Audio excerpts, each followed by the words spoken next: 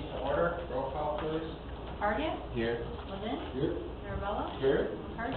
Here. White. Here. Whitmore. Here. Bruno. Here. I'm going to make a comment before we get started. We are here this evening as a committee of the whole to discuss amongst the elected officials and staff the recently signed into law Cannabis Legislation and Tax Act. The committee of the whole is the entire membership of the village board sitting in a deliberative rather than a legislative capacity for informal debate and preliminary consideration of matters awaiting formal legislative action. Unlike village board meetings, where time is afforded for the public to offer comment, the committee of the whole is in essence a working session of the body and does not typically allot for such time. However, the importance of this legislation to our community does not escape us. Prior to adjournment, with a limited window time, we will be taking comments from only Winthrop Harbor residents and businesses. We will not permit comments from parties, including Winthrop Harbor residents and businesses with interest related to the dispensing and/or cultivation of cannabis. We will begin with a presentation regarding the act by the village administrator, Greg Jackson, followed by a presentation by village attorney Bob Long of model ordinances related to approval or prohibition, zoning, and taxation. At this point, I will turn it over to Greg Jackson. Thank you, Mr. Mayor, members of the board. On June 25th, the Governor of Pritzker signed into law Public Act 101-0027.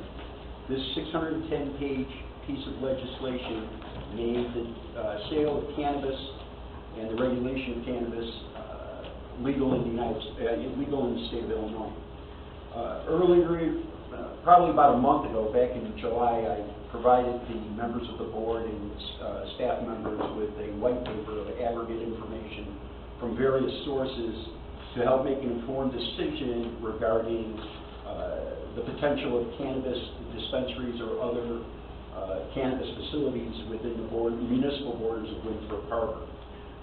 I have also, this evening, provided a PowerPoint presentation to provide the board with some highlights of that piece of legislation and to also share with the members of the community that are in our audience. With that being said, I'll begin the presentation. First of all, starting January 1st, 2020, adults 21 years and older will be able to possess cannabis and purchase cannabis through products licensed in stores. Possession is going to be limited to 30 grams of raw cannabis, cannabis-infused products containing no more than 500 milligrams of THC, and 5 grams of cannabis product in concentrated form. Non-residents can purchase half that amount, or 15 grams of cannabis. Again, the milligrams, 250 milligrams in a cannabis-infused product and 2.5 grams of concentrated cannabis products. The legislation also requires for the expunging of records.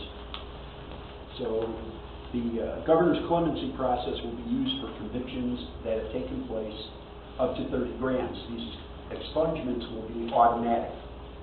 For amounts of 30 to 500 grams, the clemency process also applies. However, the individual must petition the court to vacate convictions.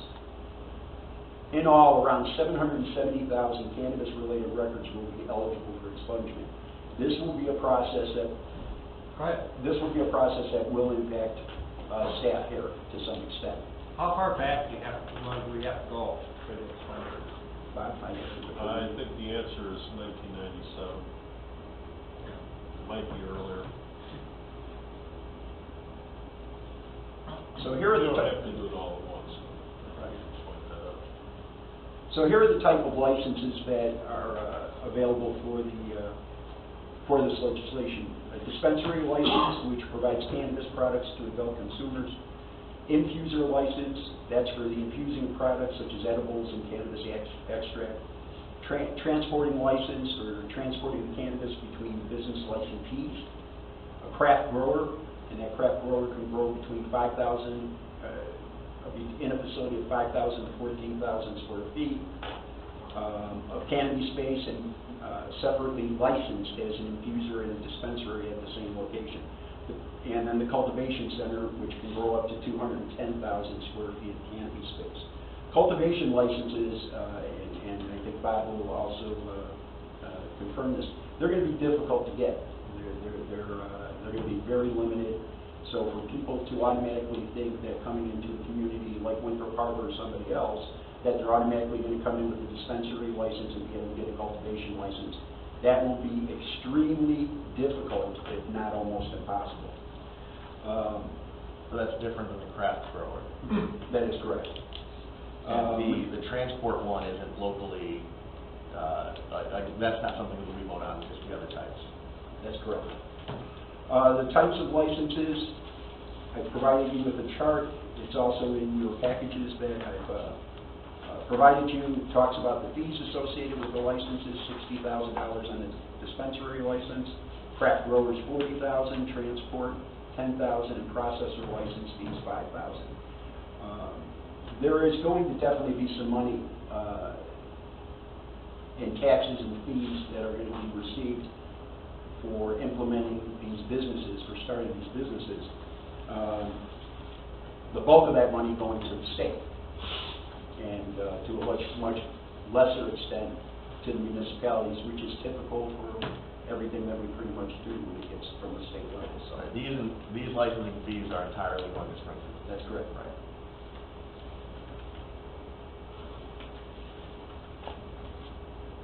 Recreational cannabis will be subject to multiple layers of taxation on top of existing state, county, and local sales taxes. In addition to state taxes, municipalities can impose a retailer occupational tax on dispensary sales. I know Bob's going to talk about that in a little bit. Non-home rule counties are authorized to impose a tax of 0.75% in incorporated areas and 3.75% on sales in unincorporated areas. And then municipalities can impose a 3% retailer occupational tax on final sales to consumers. That's the portion of ours, beyond what we normally tax.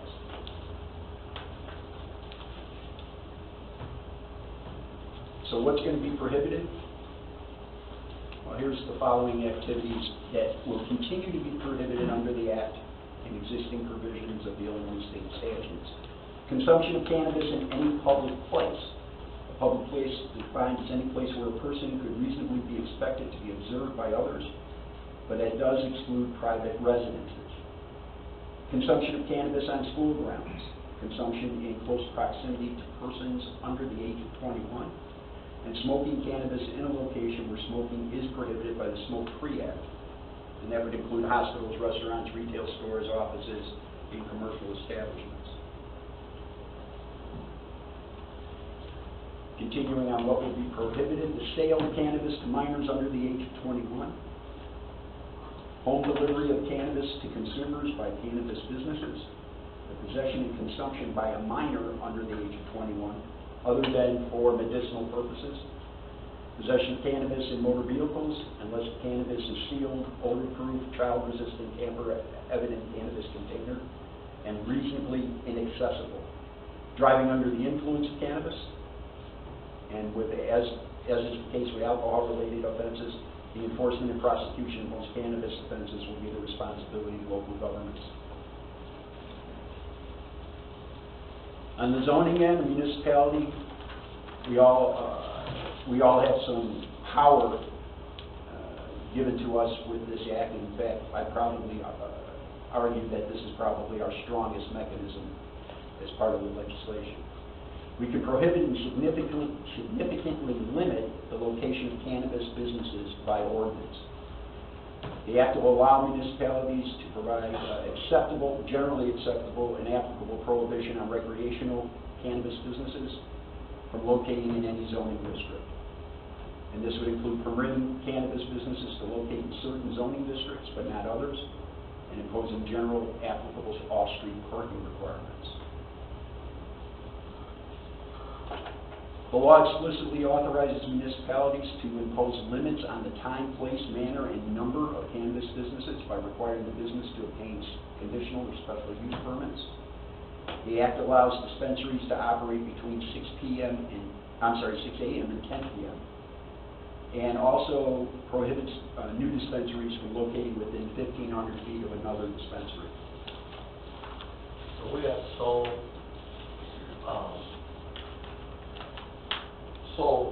if we were to do it, I was being hypothetical right now, but we could set it up to where it's in certain areas that we wish for them to be. Yeah, our zoning code, absolutely. I'll get it to that. Yeah.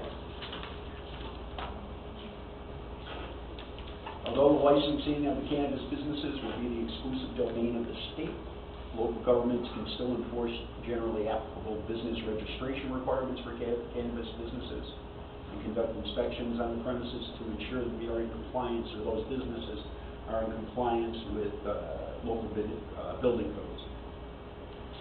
That business registration doesn't include any types of fees or anything, no?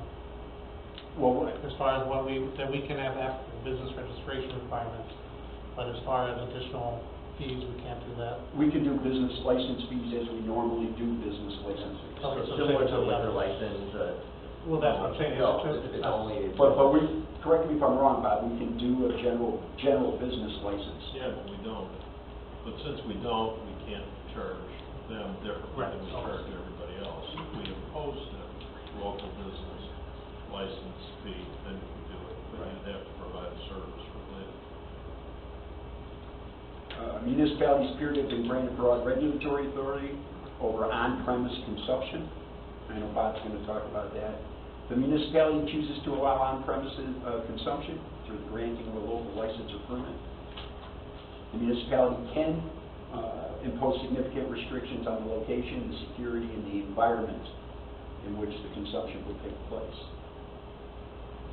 Requiring cannabis dispensaries to obtain a local on-premise consumption license will also provide municipalities with legitimate justification to periodically inspect the licensed premises to ensure compliance with local regulations. Again, a lot of this is where our strength lies in this public act. Can I ask a question? I apologize if it's what Attorney Long's going to get into. But basically what it sets up, though, it's similar to like a retail store. If they fit all the requirements, they don't have to come to us. They can open it, right? They get their state license. Everything fits into what our business requirements are. They could set up shop, correct? We could require special use. You can require a special Okay. use. Correct. Okay, so it is something, so it is different than that. It's not like a store where they could. That's correct. fit it It's all. a little bit different, Okay. it's a little more, it's much So more- I'm just asking if there is a mechanism where they do have to come before us, Yeah, even if they fulfill all those other yes, criteria. that's correct. Assuming, well, there's some assumptions in there, but, okay. Okay. The Act provides municipalities with the authority to locally regulate possession and consumption of cannabis by private citizens, as long as it's within the manner consistent with the Act. And it's recommended that the municipalities evaluate whether to adopt prohibitions and penalties of the Act into our local codes. And this will permit or give us the ability to enforce and prosecute offenses with the exception of DUIs through local adjudication or circuit court. Again, as long as the penalties don't exceed that are required in the Act. The Act is making sure that you meet their requirements, and that's home rule or not home rule, it doesn't matter. So here are the key questions that I tossed to the board as we were looking to facilitate a discussion as to how to proceed. First and foremost, to allow or ban the operation of cannabis businesses within the municipal boundaries of Winthrop Harbor. How to classify cannabis businesses, including new categories of like processors, infusers, and craft growers under our local zoning ordinances. What types of operating restrictions will be imposed on cannabis businesses, including whether to allow on-premise consumption, whether to impose a new local tax on recreational cannabis, how to amend and update the local municipal code provisions regarding possession and use of cannabis to ensure compliance with the Act. And then we have to address personnel policies and employee handbooks that need to be updated to address issues related to recreational use of cannabis. These are just some of the key questions, but they're questions that will, in my opinion, will facilitate other questions amongst the body in determining how we should take our next steps on this. When does this have to be, adopted by us? Is there a set time? Well, the law goes into effect January 1st of 2020, so I need the, Sometime Well, now, when can businesses apply for a license? I don't think it's been opened yet, has it? No. I mean, ideally, we would make a decision prior to that opening, so that if a business is looking to apply for a license, they would know how to proceed. And I would, two things I would point out. I've been contacted by 7 different cannabis companies that would dispense cannabis. I've told them that we're not in a position to talk about anything yet because the board hasn't decided anything yet. So it just didn't seem, it doesn't seem important, or it doesn't seem prudent to turn around and ask people to start spinning their wheels on something that, we're still trying to sort out for ourselves. October 15th. For the distribution. A number of we've got 47 dispensary licenses for a 6-county area up here in the northeast region. I point that out. So you talk about Cook County being a populated county. What are we going to get? Is it going to be us? Are we going to be in direct competition with other communities? If that's the direction the board chooses to go. Those are things that, when you're thinking about this, also know that not everybody in the world is going to just wake up one morning and say, I think I'm going to open up a dispensary like you could do with a liquor store and turn around and go into the community. It's not that simple. We also don't have the local authority to distinguish who we may want to operate a business. With special use, we have some control, but the licensing and deciding who will get those licenses all happens. It's a state function. But if you zone it a certain way, you absolutely control it, because you zone it to that parcel of land that would have to be used, and you could definitely do it that way. You zone the location, but not who the Yes, actual operator. the location, Right. yes. Which is huge. That person that owns that location kind of controls what goes in there also. Or they sell. Or they sell. Any questions for Greg? Other questions? And again, there's an abundance of information in the white paper that we provided. I know every board member I've talked to has digested that material and has asked me questions. But if you need me to look for other material, just let me know what it is, and myself and staff will make sure you get it, so that you have every piece of information you can to make an informed decision a decision you feel comfortable with. Right. And then I'll yield my time to the distinguished village attorney from Winthrop Park. Thank you, Greg. Okay, to pick up a little bit on what Greg was talking about, I break this down, if we could, into 3 different categories. Things we can do, things we can't do, and things we must do. The board has heard much of this speech before, so this is more public out here. First off, you have to understand that, as Greg just mentioned, there are a limited number of licenses. Despite the fact that we have never in our lifetimes been able to walk into a store and legally buy marijuana, or cannabis as they like to call it now. In Illinois, we will be able to do that, and this is simply going to happen. There will be places where it will be sold in Illinois. It will be legal to possess it. It will be legal to eat it, drink it, smoke it, whatever you want to do with it, up to certain limits. So we have to, one of the first things we do have to do is set up our ordinance, our local codes of ordinances, which do things like every other municipalities do, which is prohibit the possession and use of marijuana. So we're going to have to change that. It's important to realize that right now there are 55 medical marijuana dispensaries in the entire state of Illinois, with a population of about 7.5 million people. The first licenses that will be issued will be a raft of 55 of them that will go to those same dispensaries. So they will just simply be given having a medical marijuana license now, they will be given an opportunity to open up a recreational cannabis facility 1-for-1. So if the closest one around here, there's one in Mundelein, there's another one down in Buffalo Grove, and one in Highland Park. Those places could theoretically pick up wherever they wanted to go and come up, set up north, they can go out west, they can go anywhere they like in this entire area. The only thing the Illinois Department of Finance and Professional Regulation, which is the body that regulates the licenses for these things, wants is they want them to stay, if you have a license, they want you to stay in your same state police patrol district, and there are, I believe, 8 of those statewide at the present time. So if we see one, it's going to be a while before it gets up here under any circumstances. The total number that's been authorized throughout this entire state is about 494, if my memory serves me correctly. I didn't write it down. So that works out, though, to one dispensary for every 27,000 people in Illinois, assuming they're all built and that's and operational, and that's what they think the market, they've actually done market studies, as strange as that sounds, to try to figure out how much demand there will be for cannabis, how much will be consumed, and where the price points will land, and they came up with this figure.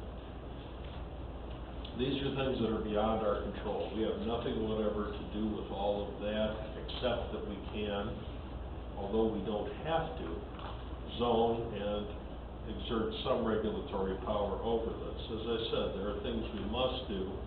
I mentioned the modification of our codes.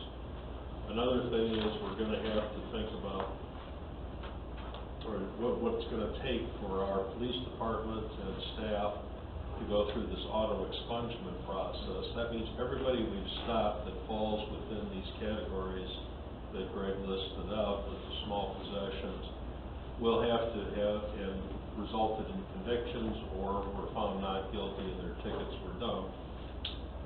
Those people will all have to receive certified mail notices and be advised, even though they may not have lived at their addresses for 20 years, they're still going to ultimately have to be given a certified mail at taxpayers' expense from the village and be told that their tickets have been expunged, disappeared. That is a rather significant regulatory burden. It's not a funded mandate. The only place funds for this can come from is from some sort of tax on sale, because there's no other mechanism built in within the statute. There are things we can't do, and I mentioned a couple of them, so let me just run this by you again. We can't prohibit the use, generally speaking, of cannabis by people over age 21. So we can't just tell you you can't do it. We can, as Greg suggested, impose some time and location restrictions. You can't smoke at the public park, or at the high school, at the grade school, things at the library, things like that. That's what you can regulate. But one of the more interesting aspects of this is that, particularly among people in my age group, senior citizens, it's much more common for them to ingest it by eating it in gummy bears or brownies or chocolate chip cookies or whatever the heck it is you like, rather than smoke it. You're obviously never going to be able to regulate whether a guy pops a gummy in his mouth at a high school football game. That's just the reality of it. Now, whether that's going to become a problem or not, no one knows. We do know that the DUIs will be, to the extent that that we charge DUIs for driving under the influence of intoxicating drugs, are going to be a little more complicated. Right now, there is a very simple statute in place. It says that if you are driving and you have any trace of cannabis in your bloodstream, you are presumed to be intoxicated, under the influence, and subject to the law, and it's prohibited, period. That changes on January 1, 2020, and we will revert, for the time being, for lack of any other form of testing, to a system that was in common use when I was a young prosecutor some 40 years ago. It really has been that long. And what we would do then is just try the case on the basis of visuals. Do you look impaired? Can you walk straight? Walk the line? Can you repeat can you give us the alphabet forward, backwards? Can you touch your nose? All that kind of stuff. Joel probably remembers we used to do all those fields, and that's what we had. We would put the police officers on the stand, and that's what they would testify to. It'd be up to the jury to determine whether or not that individual really was just having a bad day and was in an emotional state, or was a little low on blood sugar, or was just stoned out of his or her gourd. And that's the way the cases went, and that's kind of how these are going to go. This will not affect DUIs themselves for alcohol. We still have the .08. We have the blood test for that. We have the breath test for that. None of that changes.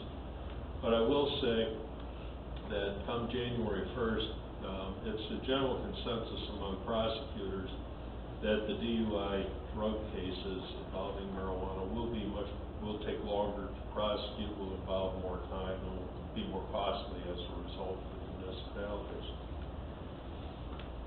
There's another thing we can't do, and that is to limit the growing of marijuana by medical marijuana recipients or people that have those licenses and are eligible for it. They, under this current law, will be allowed to grow 5 plants per household. And there are special regulations about where the plants are to try to keep them away from kids and the rest of it. But we're not able to enforce any of those laws. They can grow their 5 plants. If they grow 6, they're committing a Class 3 felony. Now, If they do we grow have 5, they're good. do they get a certificate that indicates that they're? They have a license. So they have to present. It's a Department of Agriculture license Okay. that they got when they qualified for medical marijuana. They have to display. But the medical marijuana laws, as you might have seen in even the last few days, there was a trailer bill that approached some of those. A trailer bill is just something that amends the basic statute. They're adding an additional classifications for things like chronic pain and fibromyalgia and other diseases that are controversial at best and very difficult to diagnose. So I'm not sure. Plus, once it's available recreationally, I'm not sure how much appetite there will be for going and getting medical marijuana or getting a medical marijuana license, because you can just go down to wherever your local store is and buy it. Now that brings us, after that long talk, to the things we can do.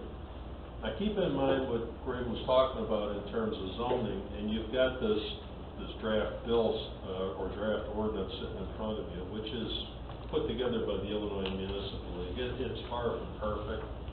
It's their first stab at what they think a common and reasonable ordinance would be. There's stuff in there that really isn't completely required by the statute. However, nothing absolutely requires that the village adopt an ordinance. If you don't adopt an ordinance, then you haven't prohibited it, and the sale can occur anywhere that meets within the statute where they can get a license, and it isn't prohibited. One of what the statute itself really says when it comes to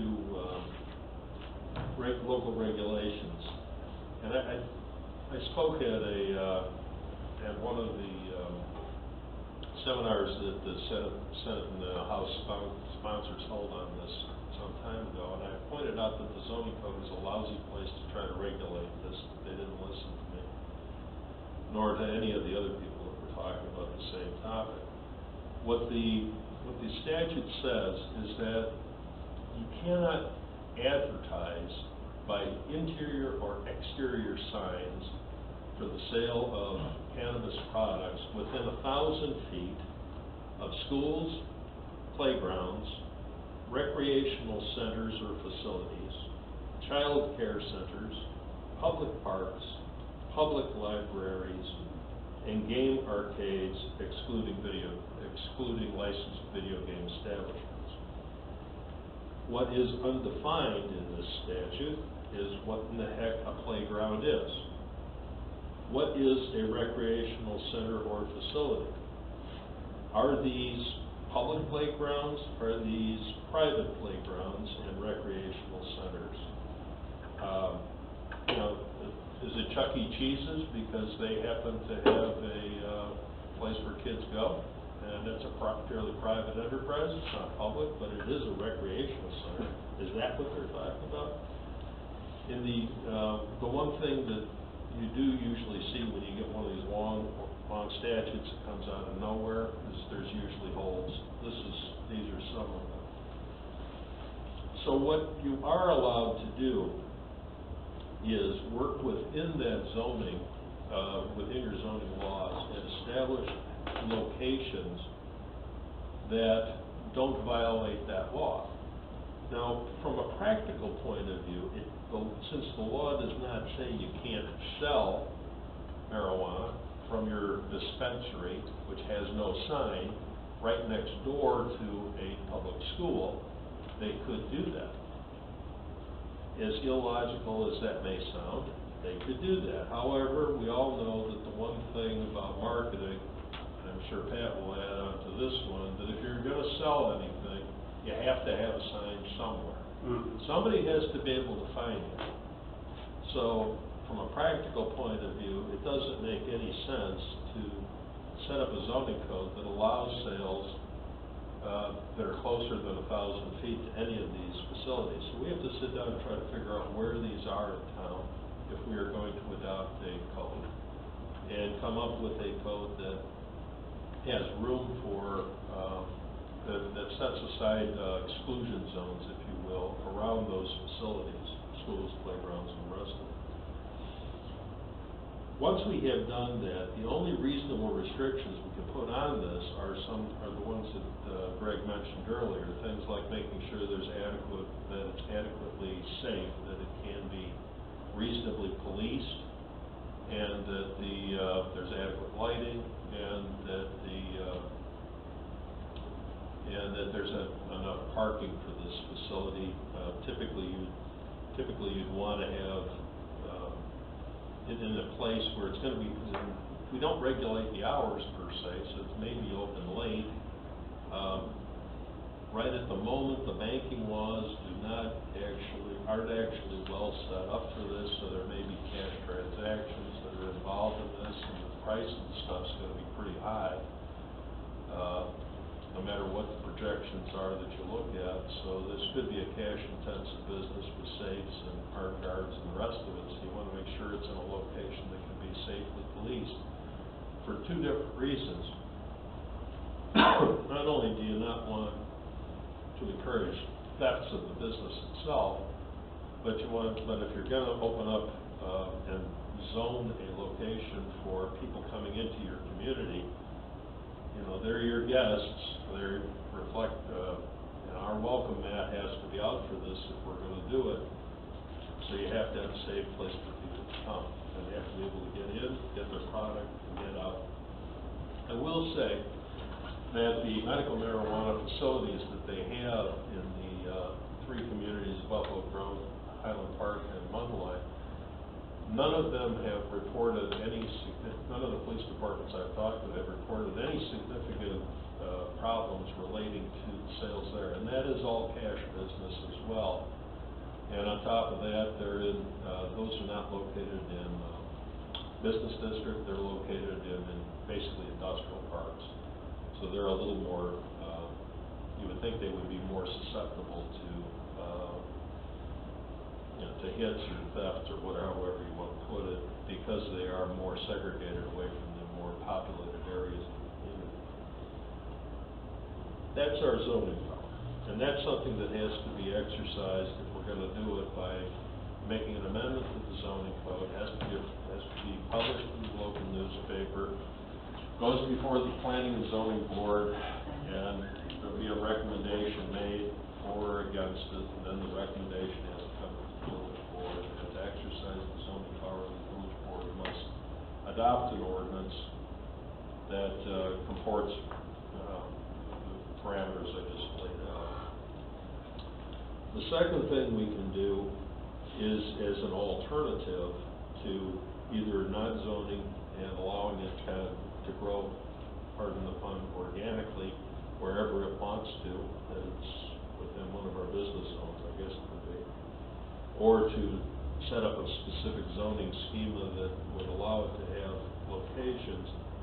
We can also ban the sale. That can be done. However, banning the sale does not prohibit the use. It does not regulate the use. It does not change the fact that people will buy it in other communities, bring it into our community, and it's perfectly legal for them to do so.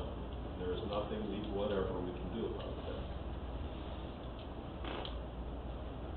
The third thing we can do is to, and this is actually more important to the taxpayers than you might think, because this is to regulate the use by our employees, typically, especially first responders and people that have CDLs. It really doesn't make an awful lot of difference, and I'm sure you can imagine whether or not some of the ladies working in Julie's office smoked a joint on Friday and are at work on Wednesday a week later with traces of marijuana in their system. That isn't going to harm anybody except themselves, and that's their personal choice. That's entirely up to them. However, the guy that's out there driving a snowplow, you'd really like him to be dead sober while he's driving the snowplow. A policeman pulls you over, you'd really like to know that the policeman hasn't been smoking a spliff yesterday. The same thing for a fireman and a paramedic that's trying to save your life. You want those people to have their full faculties about them at all times, no matter what the circumstance is, so we can regulate that. But in the state of Colorado, it's already been proven that they made it illegal, but in the court case, the guy won. Yeah. That, because you can't, even though it says if it's legal in that state, even though you as a business or a company say that you cannot use it, if it's legal, it's hard to make it. I didn't say it was easy. No, I'm just saying, so when, and it's coming, I mean, and I'm not arguing the fact that it's not coming, so whether, we're gonna have to deal with it either way, whether if it's here or it's not here. If our people are doing it and they go to court and they have a good lawyer, they could easily win and it will be booted out. I mean, Yes, that's true. However, we do have a couple of union contracts, and the union contracts do prohibit, and that, it appears that those contracts will be upheld. Finally, the last thing that we can do here is to impose a tax.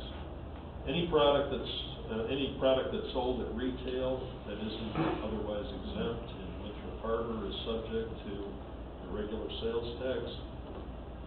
We all know that we pay sales tax every time we go to the grocery store, the drugstore, the shoe store, clothing store.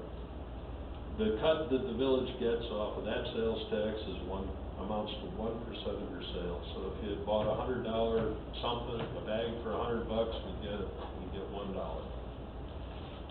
In addition to that, the village is also given the opportunity, the same as every other home rule and non-home rule municipality in Illinois, to charge up to an additional 3% of as a local sales tax. And with the idea that was floated in the General Assembly behind that was to try to find ways to fund the things like the enhanced cost or increased cost of the DUIs, the auto expungements, and the other things, the mandates that are required by the statute.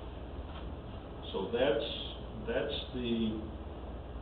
what the village can do. Now, in the last week or two, you may have seen there's a couple of articles in the news recently about that talk about the locations of where you can light up a joint. And One of those that they mention pretty commonly is condo associations can prohibit these within their buildings. If they wish, they can allow it. It's up to them. But those are matters of private contract, so it appears that you can enforce private contracts to allow or disallow as you deem fit. However, none of this suggests that kids under 21 should get their hands on it, or that you should be smoking in their presence or using the drug in any other sense in their presence. Certainly not driving a motor vehicle while you got kids in it. So, there you have my long-winded speech. I have a question regarding the sales tax. You said 1%, we automatically get that, and we could actually get another 3%. That's right, so if you bought a $100 bag and you would pay 4%, that would go to the village of Winthrop Harbor, $4. The state also has a sales tax, of course, of its own, so does Lake County. So 4% total would be the highest they can do. It would come to us. That's correct. Okay. I know that there are people out there, including the Senate and House sponsors, that we're trying to tell everybody in the community or in their audience over the last couple of months that, this is way high, don't charge that much, you'll drive sales out of town. It's not like the state's gonna cut the sales tax. Why should local people cut the sales tax? Their thing is that they think that if the price is, including the sales tax, is too high, that people will just simply revert back to the black market. And they have it. There are some studies that show that some of the states out west, when they impose too large a tax burden on it, that the illegal sellers of cannabis were doing just fine. They weren't hurt much by it at all. For what it's worth, too, those are the same two that suggested that legalizing sales doesn't usually result statistically in much increase in actual consumption. Where they get that information from and how good it is, I'm not entirely sure. I had seen some of those studies myself, and I think the empirical data is somewhat lacking. But certainly in my 65 years on this planet, I've seen plenty of people smoke marijuana over the years, and that's not going to change. I think it's still going to be here. Anybody else? More questions? Can the village own and lease the property zoned for dispensary? Theoretically, yeah, it's a terrible idea. Why? Terrible but allowed. It's a terrible idea because for one thing, it significantly decreases the tax that will be generated. The dispensary on private property will pay the entire real estate property tax. If there is a dispensary that's located in a village building, say we put it in the rec center or the community center on 7th Street, I guess, we would only be paying they would only be paying real estate taxes on the leasehold interest, not on the underlying dirt itself. So their tax bill would be reduced by about half. And that's just one of the things. Plus, I think it is anathema to a local municipality to be running and selling things of that nature. Yeah, we do sponsor from time to time some wine walks and the community festivals where we allow beer sales, typically through the VFW or something like that. That's one thing.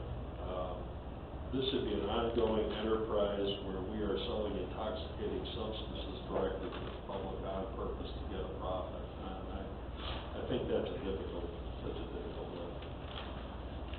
Certainly, I think the public would have some interesting reactions to that. I think there's nothing in the act that prohibits it. We've spent a lot of time and effort over the last several years to try and figure out what our brand should be, how do we turn ourselves into a destination So I think as we consider this, we have to not just, I think, looking at it, there's going to be some money to be made, right? Whether it's $30,000 or $300,000, remains to be seen in what the market is. But I don't think we can govern by math alone, right? We can't say, well, it makes money, so it must be good.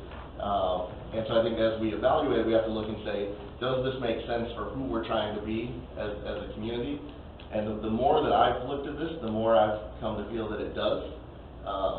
Probably the most comparable business that I can think of in town right now would be Harbor Brewing, right? It's a craft product for a unique audience that is a destination unto itself, right? And that's what we are trying to attract, are destination businesses. It is a different market than we've been going after, but it is a destination. And so for me, I'm in favor of it. When you look at the white paper, there's research to say this is horrible and it's going to cause all sorts of issues, and there's research that says there's no issues at all, and right. So at the end of the day, we have to just decide what do we want in our community. When I look at it though, from a zoning perspective, I look specifically at B3 zoning because and dispensary, infuser, craft grower. The only B3s that we have is the plaza, and that can accommodate something that is a destination, that is the adequate square footage for, particularly if they were able to also get the infusing and craft grow license as well. It's on Sheridan Road, far enough from our walking downtown, but still in an area that's regularly policed. So I would be in favor of this, but in B3 zoning only. Trustee Hargett, I would have to agree with you. Personally, I'm against marijuana. I worked in the medical field for over 20 years, and you can talk to neurologists and they can tell you that a recreational user in marijuana, if they use it often enough, will lose brain cells, and it does damage the brain. Just came out yesterday or this morning that if somebody's on opioids and uses marijuana, the anxiety and depression levels increases significantly. So, what your biases are not, I'm in all favor of controlling it in our community to the extent that we can, and do whatever we can to do that, and do it in a quality way. It's like with alcohol, you have to be responsible in what you're doing. I feel sorry for the police, and when they try to do a DUI with marijuana, it's going to be extremely difficult for them. And so it's something that is going to be really problematic, I think, for the police department in trying to figure out if they are or if they aren't, because you can smoke marijuana 30 days later and still be in your blood system, when they take the blood test. So it's gonna be a field sobriety. So I think they'll be all right, Joel, to that. Yeah, no, and After the field sobriety. they'll come up with Yeah. tests. Yeah. There'll be a. Oregon's already We didn't have started one PBTs time. when I started, we have PBTs now. Yeah. And generally, from the experience that we've seen and from the conference I've gone to, is that alcohol diminishes your ability to make reasonable judgments, and it reduces inhibitions, where they find that cannabis doesn't do that as much. Most of the time, a person can rationalize, I shouldn't be driving. We have plenty of people that drive on opiate, Valium, and things like that. Mhm. And what Trustee Mirabella just said, we use the standard field sobriety and have to determine whether or not they should be operating. They should be operating if they're tired. So there's a number of things in the that impair a driver besides just drugs and marijuana. It could add to it, absolutely, but I don't think it'll be something that we can't deal with. So when gambling first came to our board, I voted against it. No, I didn't. I voted against it. A lot of people had called me and stated their beliefs, and then the business owners came to me and restated what they thought, so I rethought about it, and then I eventually voted for it, with this in the back of my mind that it was a bad thing just because gambling's bad, what people do with their own money, but it could be a horrible thing. But I think it showed me that it is a revenue, and it can be, it's pretty controlled. The church people that originally called me, we don't have advertising, so it doesn't affect them to a point, and if they don't want to be around it, they don't have to go around it. So I think that's kind of my premises on this, that if we control it, we're on a border, Wisconsin's gonna come, just like we go there for gas now, just like when cigarettes were cheaper here, people came here. I mean, it's that constant battle back and forth, but the people will come. And I think if we regulate it good enough, and if our police department is fine with it, I don't think it's a bad thing for our community as long as our police department thinks they can handle it. And obviously Chief Brumlick thinks he can. Our police department is very good in this town. They seem to control most things that happen. So in my opinion, I would feel comfortable knowing that they're going to enforce stuff. And look, you know, they can't do everything. They're not superhumans, but they can keep us. And if we do the regulations good enough for them and put them in areas they can control, I think it'll work. Well, it's interesting you bring up gaming, because that's a great example of how we've used the other ordinances that we have to keep it, you know, to keep the brand, as Trustee Hart would say, you know, that we've done that to not allow, you know, a lot of signage, things like that. So it's a perfect example of our ability to, you know, regulate it through those other ordinances. So I'm in agreement, you know, that I know we do the right thing to, as far as, you know, making sure that it fits with what we want for the village, at the same time possibly bringing in, you know, revenue and traffic. We did bring this to the EDC in their last meeting to discuss kind of as an advisory group to us. The consensus there, and Pat, make sure I don't misspeak on it, was to approve it, but with a special use requirement, so that there still would have to be a proposal that would come to the board. That was the general feeling that, in particular, the idea that it's going to be a legal substance that people here can use, are going to buy it somewhere. And setting aside any morality issues or any health issues for that matter that I'm not familiar with. From a business standpoint, they did not seem to think that it would hurt us and would actually help drive traffic to the community. Shop local. Yep. I'm looking at the 4%. Trustee Whitmore, any questions or comments? Yeah, I mean, I reached out, I put a poll out to the Wind Cover Facebook group, my own, and also my trustee Facebook group as well. And I actually have 500 votes as of right now. 343 is for yes and 157 is for no. So, I mean, I definitely wanted to run on reaching out and seeing what the residents want. And I think it really reflects that the residents do want this, taxpayers do want this in our town. Can you leave the poll open until we get 420 yeses? Oh, we're past that, we're at 500. Oh, for 420 yeses. I have a question for Attorney Long. Do you see like very many municipalities doing less than the maximum tax that they're allowed on this? I mean, No. do you think many, because that's what I thought when you said that, why would they not, you know, with something like this? No, every municipal lawyer I know, and I know a lot of them, every one of They're them gonna go is just for like, every- yeah, we all want free. When we go back And to that makes sense, I mean, it doesn't, of course, that's part of why, you know, people are supporting this, you know, because there's I mean, if you think money about it for right making- now, you can, you know, you're paying the tax when you go buy marijuana from a dealer right now. But the tax comes in a funny way. It comes in an increased price because he has a risk that he's gonna get busted and go to jail. You're paying that running the same risk too, that when you do get busted, you will go to jail, or you'll have to pay a lawyer and you'll have to spend all sorts of money to get out of it. That's a form of tax too. So a 4% is nothing compared to, you know, one of my brethren, they'll charge you $2,500 to try to get you out of a simple possession case.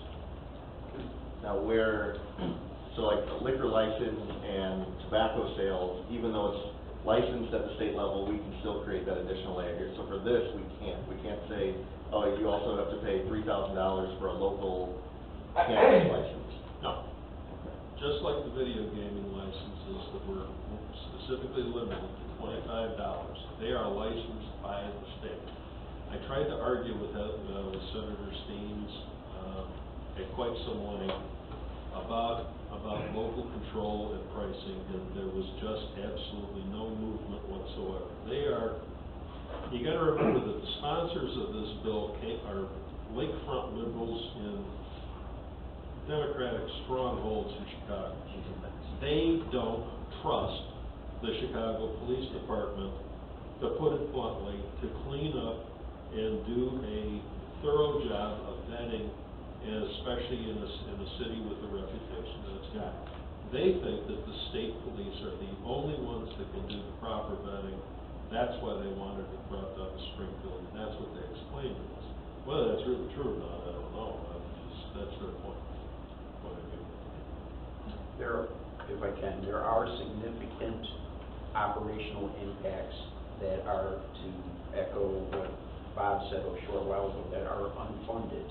Right. That we are going to have to meet, whether the village board decides to proceed with cannabis sales within the borders or not. There is going to be a fiscal impact to the village that we cannot escape. And this is gonna offset it, is what you're trying to say. If I'm throwing that out there to make sure that, I included it in the white paper. I didn't express it as strongly in the PowerPoint presentation. But there is an operational impact, manpower impact, and that is unfunded. expungement, manpower, all that. Legal costs to, the time our attorney has to spend on some of the legal aspects of this, personnel issues, personnel manuals, things of that nature, making sure our bargaining agreements, which I agree with Attorney Long, that they're strong, that we'll be okay with. But I mean, there's just a lot of things that need to be done that aren't optional. If you think of it this way, let's say you did do Officer Bogdala was here a few minutes ago, did a DUI drugs case, pulled somebody over, thought they were stoned as goats, arrested them. That case, right now, all they have to do is do a blood test, and so it's pretty much cut and dry. The cop may never have to go to court. Come January 1st, that guy is going to have to go to court, testify at a preliminary hearing, then he's going to have to go back and testify for a day of trial. But even if you discount the attorney's fee, the attorney's time in there, because we work for a flat rate, there's not going to change as a result of this. That doesn't have to be the case everywhere, but it's what we do. So that won't affect, but that officer has now been taken off the street, so you got to maybe you have to replace him with a guy on OT. Times you're paying that guy time and a half plus the officer you've got in court, so you got 2.5 times the amount of expense for the same amount of production, just from that one case. One case, yeah. Right. Is there anything? So I was looking at the dates in your white paper. So the infusing licenses and craft grower licenses won't be issued until July of next year. Is there anything in the legislation that says if there's preference to holders of dispensary licenses to receive those, or if those will be completely different groups? No, that's a different group. The only preference that's given right at the moment is for the existing people that already have licenses. That's where you're going. No.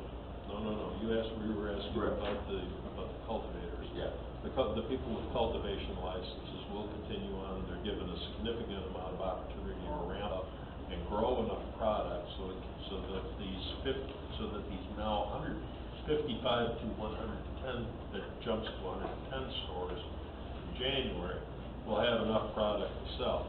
Every indication is they're not going to have enough product for a while, no matter what you do. And again, you're not adding. Now, unless we really luck out, if you will, and land one of those 55 expansion licenses, it's probably going to be January of 2021 or January of 2022 before you get one up in this immediate area.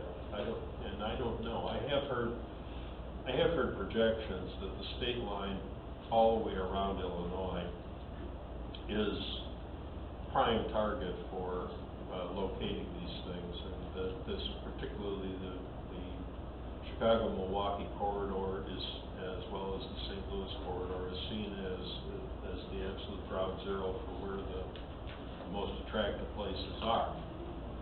You know, we have the advantage of being literally on the state line, and you can't get any closer to Wisconsin than this, although Sheridan Road isn't as, you know, heavily traveled as it used to be 25, 30 years ago, or when the new plant and Johnson Motors and Manville were still in operation. But still, there's a lot of people up in Kenosha, there's a whole lot of people up in Kenosha, and they don't want to drive too far. And that's a marketing opportunity if you want to look at it that way. It's not illegal, it's just an observation. So we have a high traffic. I think you could have a higher traffic count, yes, but Oh, I like that. I have a question about the special use permits. Do we have like a lot of discretion as to what we can include in that for someone coming, is as far as like, security measures, things like that we can place in there? not an awful lot. Okay, I mean, so what? That is primarily vetted by the IDPFR. Okay. And are they going to regulate it to make it? I know we had a little discussion, but. I hope so. Like, an enclosure before you go into the place, that they vet everybody and. Those are in the act. What Yeah, the is it? security protocols are. Okay, Those are good. pretty stringent. That's good. Yeah. That's another plus. Yeah, you know, for what it's worth, you know, I mean, I do this in other municipalities. I've met with, you know, Greg, you've got 7 phone calls. I've met with 8 or 9 of these people already myself, groups that come in and land and want to set up something. They are the people I've talked to are looking at investing, you know, a couple of $1 million in a dispensary.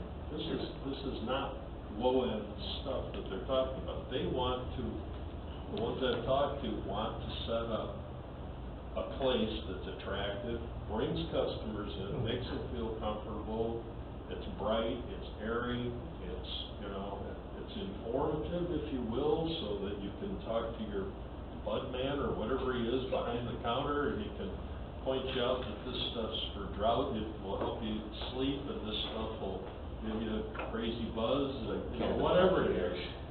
It's like having a sommelier, you know, when you go to an upper-end restaurant and order a bottle of wine. That's the kind of thing that they're promising, and I've seen that repeated in trade journals and even in Cranes a couple of weeks ago with Cresco Labs in particular, which is one of the largest in the United States right now. And what seems to be one of the biggest factors that's driving a lot of this, aside from just the fact of legalization itself, is that, and maybe you may appreciate this, Lisa, the state is going to be collecting all the money, and the state is going to be handing the money back to the municipalities. Now, what that means, and the reason that's important is because under federal law, the federal banking rules don't allow that type of transaction to be filtered through your ordinary MasterCharge and Visa accounts, and if you put it through your bank, through your national chartered bank account, they can seize your bank account and all the money that's in it. However, the state has figured out that they have state chartered banks that are immune from those federal laws, and they will be doing it, so they're going to have a system that will take your debit card, your credit card, and as far as we're concerned, at our end, there's no fear or concern that the federal government will come in and take whatever there is in our bank account away from us. Not that we'll never be much of a target, frankly. There are much bigger municipalities with much bigger bank accounts out there. But that's the kind of thing that's one of the factors that seems to be driving this. There's another point that needs to be made as well. This was a 610-page bill that turned around and we talked about all the loopholes and Swiss cheese in there. That got pushed through the legislature very, very quickly. And we looked at those dates I provided as part of the white paper. I used them as this is what we're hoping for. Keep in mind, just like the infrastructure projects, dollars haven't been collected yet. The state is still trying to scramble to put this program out there in the field.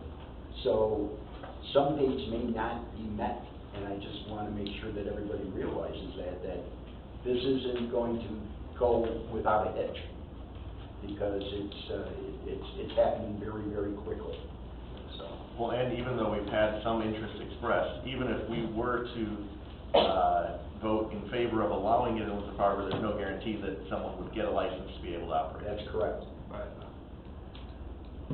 And just before I move to public comments, for the residents, Trustee Levin, do you have any questions or comments? I don't know, I'm still leaning on 50/50, so. So I'll move it to the Winthrop Harbor residents. Just like you to provide us with your name and your address. You come right up to the. Hi, I'm Katie Brown. I live at 520 Ravine Drive here in Winthrop. So I am a taxpayer. I was recently on a trip in Colorado, and I went to Fort Collins, and I told my friends I want to see a cannabis shop, because I've never been in one. So I went into this shop called Organics. I gave the mayor pictures of the shops that I went into. So the first thing you see on the sign, it's highly regulated. The first thing you see, in Colorado, you can be 18, so take it for what it's worth. But you can't even enter the shop if you're 18 or if you're younger than 18. That's number one. So you go into the shop and there's this reception area. And you go up to the counter and you turn over your license, and he puts it in the computer. And then he says, I want you to go into our waiting room. And so you go into the next room, which is a waiting room, which has couches and lounge chairs, and you wait for your name to be called. And when your name is called, you then go into what I call the old-fashioned drugstore, because when you go into this beautiful laid-out room with oriental rugs and the stained glass lighting, and then you see all these glass countertops of all these products, and the actual weed marijuana comes in jars, and they're neatly laid out, but most of the other products in there is oils, edibles, cookies. That's mainly what fills the shop. And I looked at, and there's only so many people that can be in there at a time. And I saw an elderly lady over there and a gentleman who I would say is around in his 50s or so. I was in there because I wanted to get some CBD oil that you put under your tongue to help me sleep better, which is a problem with us seniors. But anyway, I couldn't get it because it had some marijuana in it, and I was flying back to Chicago, so I got a T-shirt instead. But anyway, it's a highly regulated place, but it was very nicely laid out. The first thing you come into in the reception area, you see T-shirts and other, lunch boxes or whatever. But it's very regulated, and on the glass counters around this room, there was a computer system on each glass counter, basically, and they take your name and your once again your name is already in there, but if you want to pay cash, you pay cash, and they give you a receipt from the computer. But it was very nice, highly regulated. It was a nice experience. Anyway, I support having a retail. That's nice to hear. I'm glad you came in. So, Hey, Katie, just one question, did you Yeah. buy anything else besides that? no, I couldn't, because all the products had the marijuana in it. So I couldn't get it because I was going across state lines. And I didn't want to get caught in the airport. Dogs. So anyway, so good luck on your decision, but I think it's well worth it. Colorado, I don't know if you know this, but they surpassed the $1 billion sales revenue in Colorado. And in Fort Collins alone, they made $10 million higher than what they did in the previous year. I gave you some data on Nice. that. Thank you. Thank you. That's very important. Yes, sir. My name is Tom Sakos. I'm a small business owner here in the harbor. And I originally came in to speak up in support of this, but I think everybody made my arguments instead. I really do want to thank the police department. As the trustee mentioned, you'd be surprised how many customers I get. They come 2 or 3 towns over because they feel much safer in Winthrop Harbor than they do in Beach Park or Zion. And probably 25% of my customers tell me that. So, you know, I do want to make that point. Thanks. Thank you.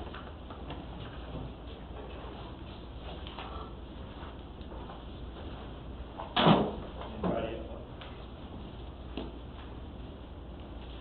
My name's Dane Hoffman. I live at 42797 North Barong. I grew up in a Catholic family. I was an Eagle Scout, varsity wrestler, Navy, combat veteran. I have a family. I have little girls. I don't smoke it. I would never encourage my family to do it, but I support it. I really do.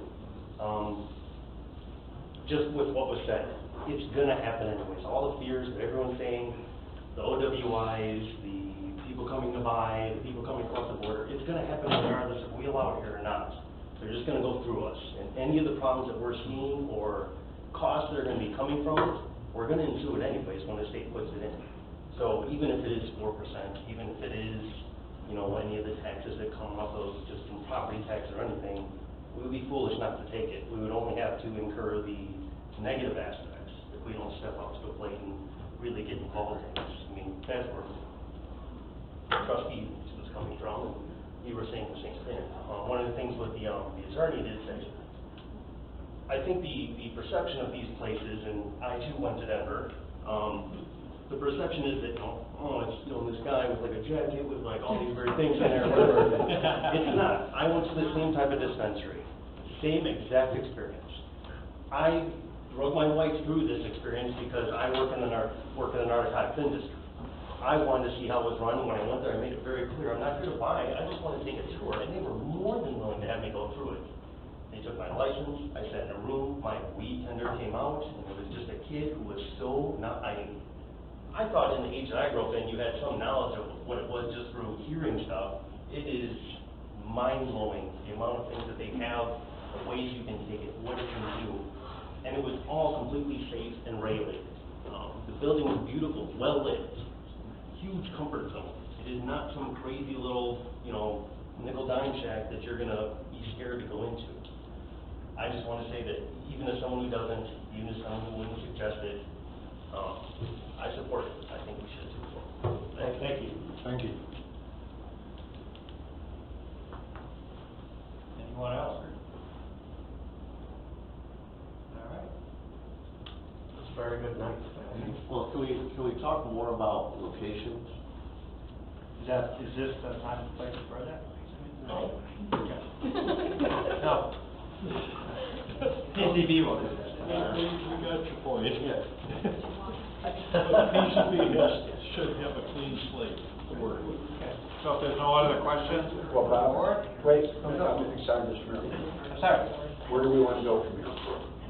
Well, I think what, at least my directions I'm taking from this, and you can correct me if I'm wrong, if we have a consensus that it makes sense to put this before the planning and zoning board. Yeah, So absolutely. I will draft up a proposed ordinance loosely, and I mean loosely rolled on this ordinance that IML has, and we'll come up with something for the September meeting. I think we should be able to meet if I get going on it. I think so. Not much of a legal notice that has to be published, so we'll have something, and then hopefully be in a position to vote up or down in October, if not sooner. Good. Very good. No other questions? I just need a motion to adjourn. Roll call. Target? Aye. Levin? Mirabella? Aye. McCarthy? Aye. White? Aye. Whitmore? Dick's not here to race me for that anymore. It is? Yeah, and I was telling him. It used to be a race between him and Nick who could say it for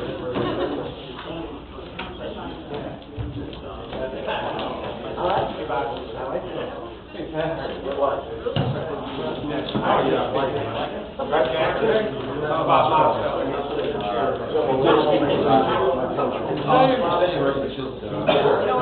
Forty-seven dispensary licenses available for this six-county market.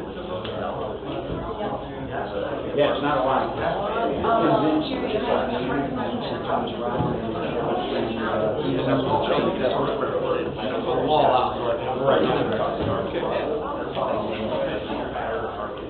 It'll be interesting. Yeah, it should be. It's good to meet you, Bobby.